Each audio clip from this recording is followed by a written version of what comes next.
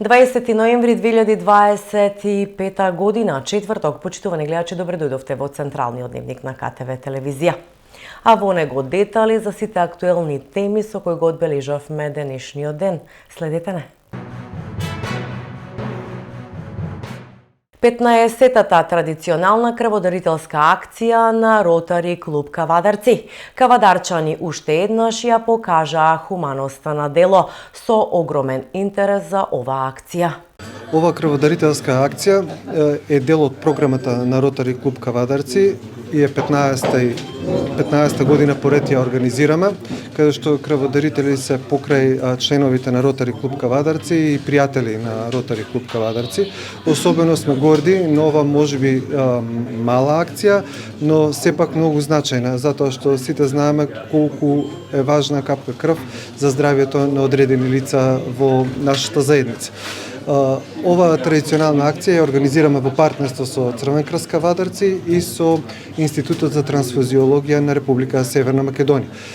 Денеска сме особено горди на големиот интерес кој што го покажаа крводарителите и членовите на Ротари клуб Кавадарци во дарувањето на крв. Се очекува некаде околу 30 крвни единици да се соберат во текот на денешниот ден. И еве во име на Ротари клуб Кавадарци изразувам огромна благодарност до крводарителите, а најголема благодарност до најмладите крводарители кои се еве за денес и прв пат даруваат крв на оваа наша крводарителска акција. Најпрво да се заблагодарам за сите присутни дарители денеска. 15-та крводарителна акција на Ротари. Многу сме задоволни од нивната организација, поддршката и севкупно хуманоста што ја прават во Кавадарци. Најискрено од се срце им се заблагодарувам и посакувам и од година и на традиционалниот настан што беше вчера, на 18 преквчера, да присуствуваат, затоа што во Кавадарци го држиме второ место и не паѓаме од второ место, одиме само на прво. За сите дарители, мислам, голем поздрав, честитки и благодарност до нив. Спасуваат животи, се трудат, хумани се, благодарни, нема што поише да се каже.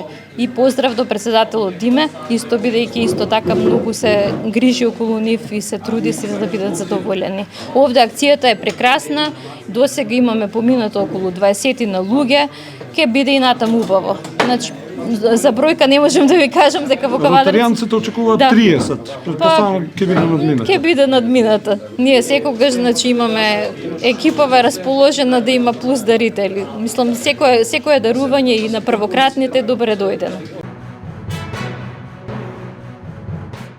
После подолг временски период, поштата во Ваташа 1425 повторно ќе биде отворена од понеделник 24.11.2025 година, информираат од Македонски пошти. Сите услуги кои ги имаме на располагање од платен промет до испорака на писма и пратки, ќе можете да ги извршувате во нашата експозитура во Ваташа. Со овој чекор ја олеснуваме нашата досегашна услуга на граѓаните кои живеат во овој дел од градот и имаат потреба од истите, вели директорот на Македонски пошти подружница Кавадарци Андон Лазаров.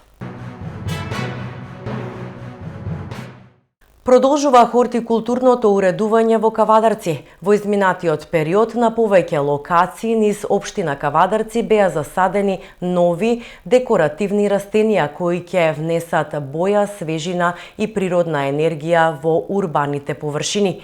Посадени се грмушки, полазници и повеќе годишни украсни садници од различни видови, информираат од локалната самоуправа. Денес во посета на општина Кавадарци беа учениците од 4-то оделение при основното општинско училиште Гоце Делчев, а поводот беше дополнување на наставниот материјал за надлежностите на локалната самоуправа, градоначалникот и советот на општината. Учениците беа примени од страна на службите од секторот за образование и спорт. Секретарот на општината беа запознати со надлежностите на градоначалникот и советот и им беше одговорено на сите поставени прашања кои ќе ги дополнат знаењата кои ги поседуваат. Приведени се десетина вработени во УЈП. Предметот е поврзан со случајот Пулс, информираше денеска државниот јавен обвинител Љупчо Коцевски. Во текот на минатиот ден и денеска се преземаат одредени действија. Денеска се приведени нешто помалку, по моја информација, околу десетина лица и во моментот се вршат претреси на одредени локации.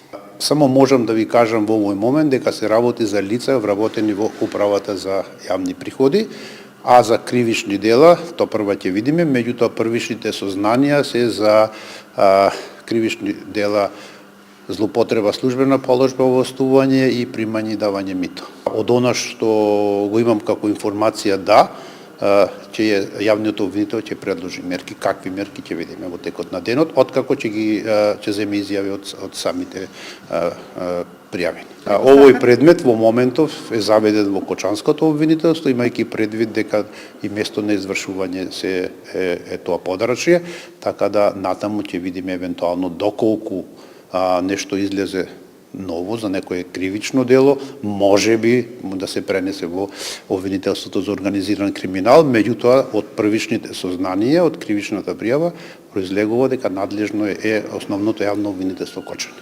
Овој предмет не може да се спои со сегашниот Кочански предмет, затоа што овде не е поврзаноста на штетната последица, односно смрт. Ова се кривични дела за злоупотреба, давање и примање подкуп, што нема врска со овој кривичен правно настан, односно со предметот што е во тек во моментот. Министерот за здравство Азир Алиу и председателот на владата Христијан Мицкоски денеска ја посетија Универзитетската клиника за хируршки болести Свети Наум Охридски, каде е обезбеден нов најсовремен апарат за магнетна резонанса. На неколку фронтови во здравството се работи и се вложува, а треба да се вложува уште многу пати повеќе од ова кое што сега се прави, бидејќи за жал многу малку е направено во минатото. 90 милиони денари сепак не е малку, не е ни многу, но не е ни малку, имајќи предвид дека речиси ништо не е правено. Не со години, со децени, само приказки се кажувани. Како влада сериозно се зафативме со овој проблем, заедно со министерот во периодот кој што следи ќе имаме еден подолг ресорен состанок на кој што ќе ги определиме чекорите за понатаму. Ќе има сериозни реформи и структурни, но и квалитативни. И убеден сум дека за неколку години од денеска ќе имаме комплетно нова представа во здравството, бидејќи често пати зборувам, ќе го повторам тоа и денеска, дека како влада одвојуваме за здравството повеќе од 1 милиарда евра.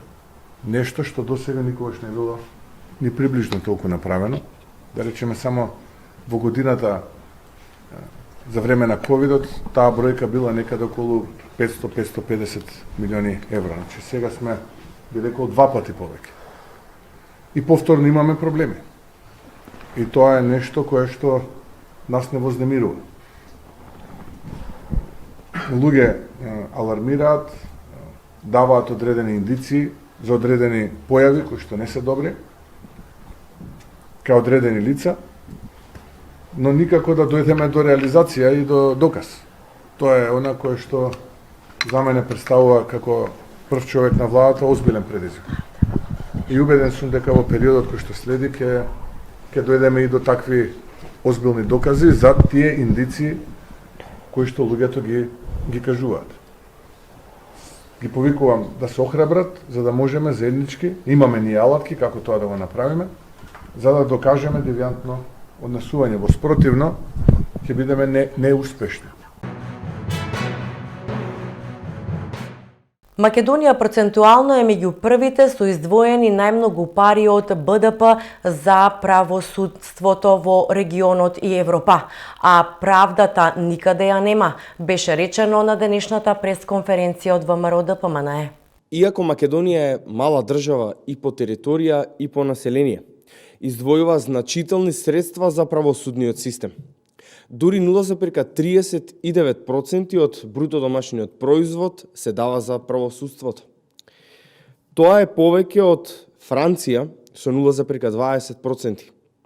Германија издвојува 0,30%.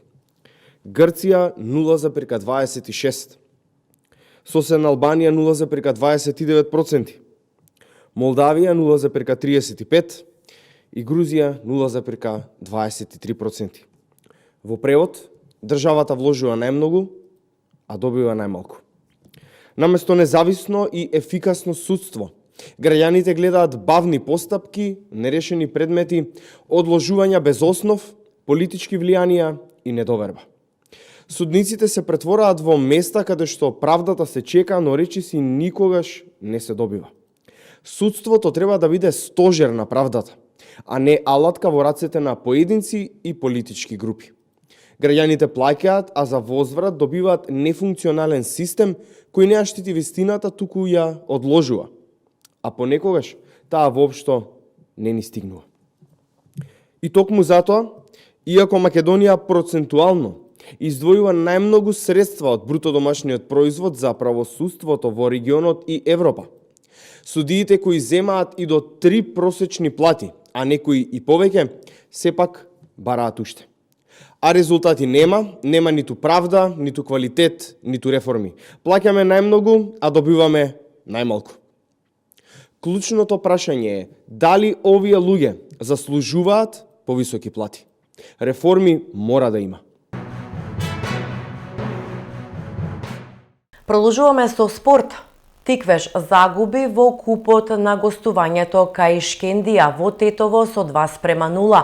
Второлигашите утре го играат редовното коло, а во првата лига во недела Тиквеш го пречекува Башкеми. Вчера се одигра последниот надпревар од осми на финалето на фудбалскиот куп на Македонија. Шкендија се пласираше во четвртфиналето од купот, откако на домашен терен триумфираше против Тиквеш со 2:0.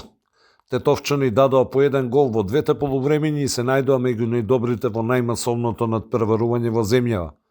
Покрај Шкендија во четвртфиналето се пласираа и Вардар, Струга, Силекс, Работнички, како и второлигашите Охрид, Шкендија Рачиново и Детонит Плачковица. Следната фаза се игра напролет. Во очекување на фудбалскиот викенд, потсетување дека прволигашите 14-тото коло ќе го стартуваат веќе утре, петок, 21 ноември, со надпреварот помеѓу Македонија, Џорџе Петров и Силекс. Во сабота ќе играат Брера Вардар и Шкупи Пелистер. Во недела Арсими ќе ја пречека Шкендија, а во Кавадарци Тиквеш ќе го нагости тимот на Башкими. Колото ќе заврши во понеделник со средбата Работнички Струга. Промени ќе има и кај второлигашите, бидејќи сите средби од 13-тото коло ќе се одиграат утре, во петок, а во истото се среќаваат Победа Кожув, Големоконјари Охрид, Скопје Тетекс, Беласица Новаци, Слогавиница Саса, Детонит Преспа, Осогово Вардар Неготино, а колото ќе помине во знакот на големото дерби помеѓу Шкендија Рачиново и Брегалница Штип. Шкендија има 5 бодови предност пред штипските сини, а со победа во овој дуел би имала плюс 8. Ова е редок случај над преварите од втората македонска фудбалска лига да се играат во петок, но сега ова е направено од практични причини, ако се знае дека следното 14-то коло е закажано веќе за во вторник, 25 ноември. Да напоменеме дека со мечевите од 15-тото коло, кој ќе се игра на 29 ноември, завршува есенскиот дел од оваа тековна сезона во втората македонска фудбалска лига. ГРК Тиквеш во сабота му гостува на Алкалоид во Скопје. Иако четата на Кире Лазаров е фаворит, кавадарчани немаат намера да патуваат со бело знаменце на овој дуел. Во машката ракометна Суперлига продолжуваат возбудувањата со средбите од 13-тото коло кое треба да донесе неколку интересни дуели. Веќе се одигра езерското дерби помеѓу Струга и Охрид, во кој охриџани ја оправдаа фаворитската улога и славеа со 23-29. Средбата се одигра порано заради европските обврски на Охриѓани, кои ги очекува реваншот со Слога Добој. Утре, петок, Вардар е апсолутен фаворит во дуелот со Еврофарм Пелистер 2. Во сабота, Бутел на домашен терен не би требало да има проблеми со Радовиш. Пролет ќе се обиде да му парира на шампионот Еврофарм Пелистер, а во најинтересниот надпревар на ова коло, екипата на Кире Лазаров Алкалоид ќе го пречека градскиот ракометен клуб Тиквеш. Кавадарчани ќе се обидат да му пружат достоинствен отпор на фаворизираниот противник. Колото во недела го затвораат Куманово и Прилеп, кои се очекува да одиграат неизвесен надпревар. Во недела Пробаскет го пречекува фаворизираниот состав на Крива Паланка. Кавадарчанки се во серија од 3 победи и посакуваат таа серија да продолжи. По репрезентативната пауза, женската македонска кошарка повторно се враќа на терените. Веќе утре, петок, во дербито на колото, Вардар ќе го пречека шампионот Баскет Кам. Во сабота во Неготино екипата на Спорт Тим ќе ја брка првата победа сезонава против Делчевски Патриот, кој исто така има 4 порази во досегашните 4 кола. Во сабота во Скопската пресметка, Бадел е апсолутен фаворит во дуелот со екипата на МЗТ. Во недела ќе се одигра и второто дерби помеѓу екипите кои досега имаат по само еден пораз. Во Кавадарци, во салата Јасмин од 15 часот и 30 минути, екипата на Пробаскет ќе го пречека фаворизираниот тим на Крива Паланка. Кавадарчанки по стартниот пораз од Бадел нанижа 3 победи во серија и посакуваат таа серија да продолжи. Пробаскет во досегашните 4 кола покажа дека сезонова има состав кој може рамноправно да се носи со сите противници.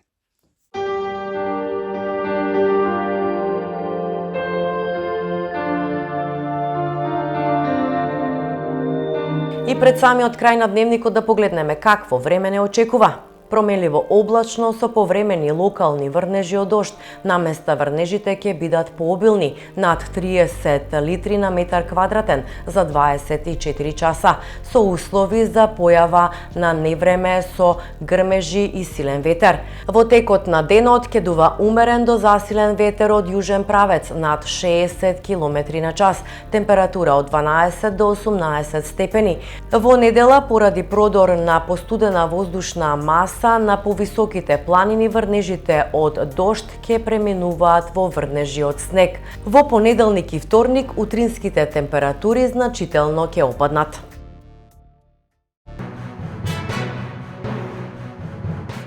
Го следевте централниот дневник на КТВ телевизија. Останете и понатаму со нашата програма и имајте пријатни мигови.